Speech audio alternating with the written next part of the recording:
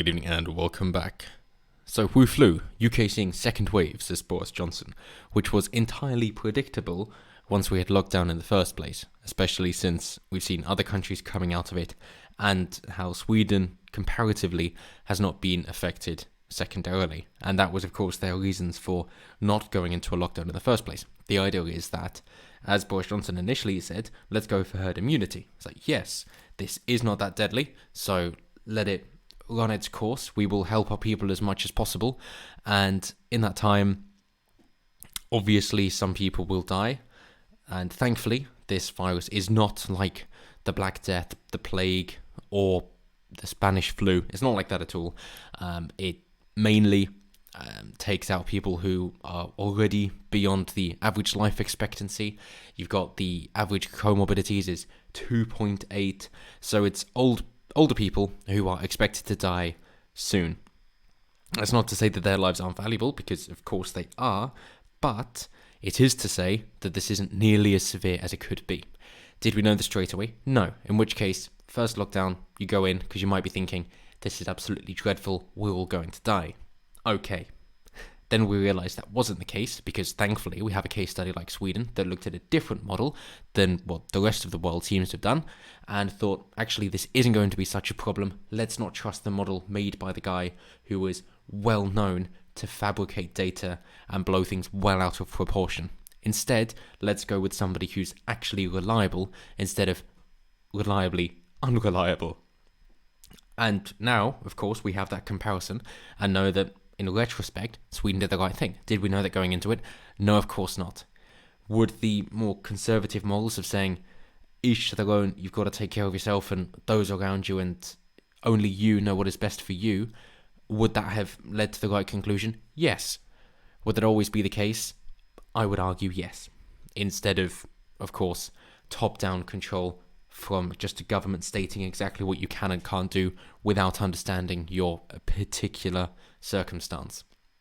Which is also why we've seen, of course, in New York and New Jersey, the highest death rates almost in the world, actually, because of using care homes as quarantining centres. And of course, then it takes out the people who are more vulnerable. So, now that we've come out of the lockdown, sort of, then of course you're going to see the uptick. Bear in mind, this is after the lockdown, which of course then lifting the lockdown shows that the lockdown was pretty much useless. There are mask mandates, of course, which don't seem to be helping at all, in which case we can say that that is useless as well. So then the only way to stop it from happening is to stop people interacting with each other, in which case you need a national lockdown. Is that beneficial from any other aspect? No, it isn't. Is it actually incredibly detrimental? Yes, it is. So should people who are concerned simply isolate themselves and rely on their friends and family and transferable skills to be used remotely? Yes, they definitely should. Is that a actually feasible possibility? Yes, it is. Fair enough. Brilliant. And what if you get people who are vulnerable that want to go outside but are, of course, more vulnerable and more susceptible to dying from coronavirus? What then? So, well, if they would rather die with their freedom than live in fear, then they can do that as well. That is up to them. So it works for everybody except selfish authoritarians who just want everybody to do what they want without any idea on what is ideal for those other individuals, which I think is morally justified. So brilliant. We have the solution. But of course no, because then that makes the government unimportant, and you can't have that. Otherwise people will realise that we're wasting far too much money with our taxes paying for things that we really shouldn't be paying for, and the administration costs are far too high. So they've got to pretend to be useful and therefore just, make up stuff and pass the money from one hand to another just to suck in those costs as much as possible to pretend that they have a use. With that in mind, their new elaborate spending has been to decide on a 3-tier plan, or a 3-tiered set of restrictions. The first tier would be the level of measures currently in place in most parts of England now, with social distancing the key aspect. No friends allowed. The second tier would involve what is currently being imposed in northeast of England, curfews on hospitality venues and a ban on meetings between households. Let's just remember, a few years ago, you probably saw a load of studies coming out saying, oh, these adolescents, these teenagers, these children are spending so much time online and not interacting with their friends like we used to, and it's incredibly detrimental for their mental health. And in fact, we're seeing this with adults and millennials as well, that spending too much time online and not interacting with real people is incredibly detrimental for their well-being. So, yeah, okay, wow, what a shocker. I mean, hardly surprised. But yeah, that's true. So we should be interacting more face-to-face and in person. Right. And now this comes out saying exactly the opposite. And I'm not trying to say that it's a globalist ploy and the social credit system in China was just the first step.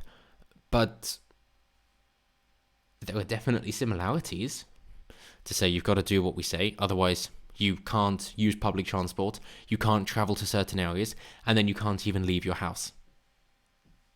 Because actually that is exactly what has happened. And you have to show that you're complying with this item of clothing that we're going to give you. It's not a red star painted on your back, sure, or on your house, sure, but the similarities are definitely real there. And when we get to the digital immunity and the biometrics, then we'll have definitely burned that bridge. So the final third tier would involve stricter lockdown measures.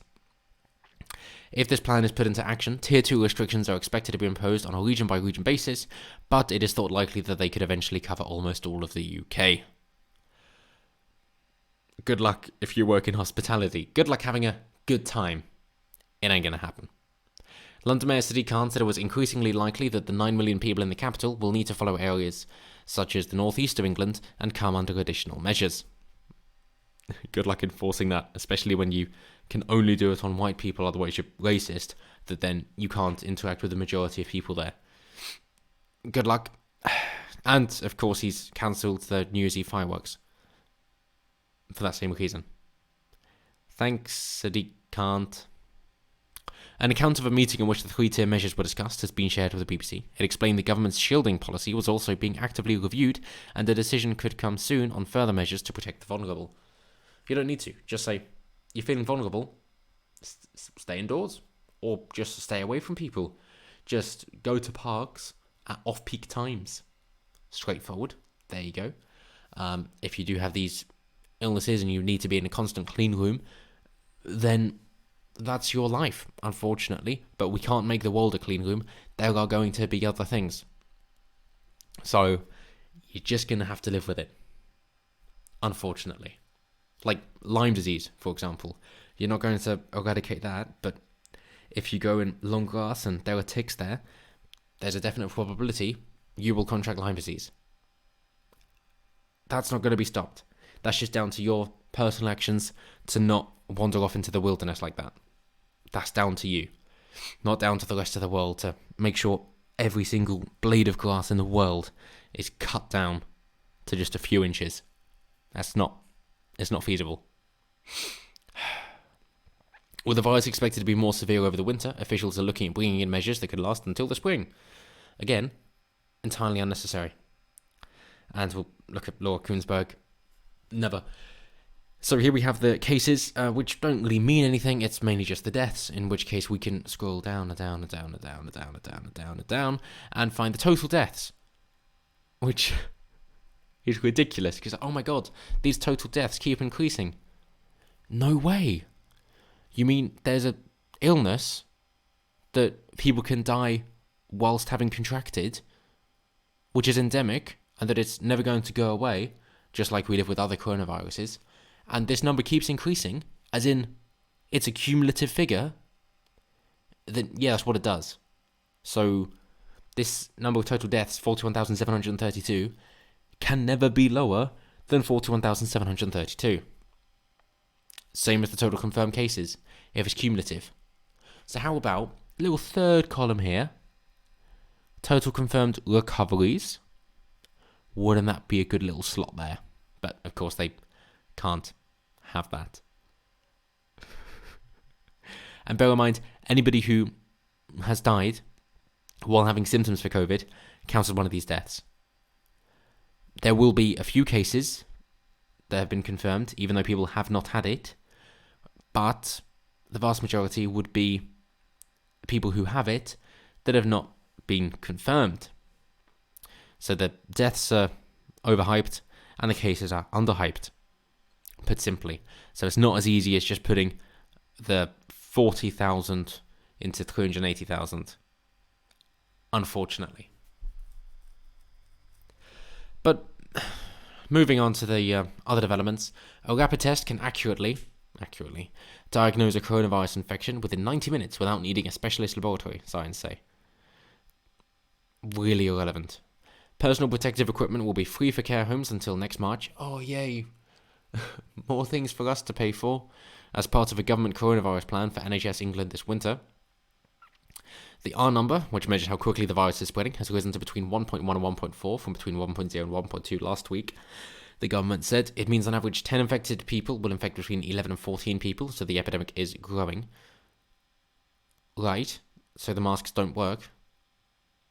Oh, almost as if people don't use them properly. Huh. So how about we just not bother then? Because it seemed to be fine when we weren't wearing them during that lockdown. But, okay.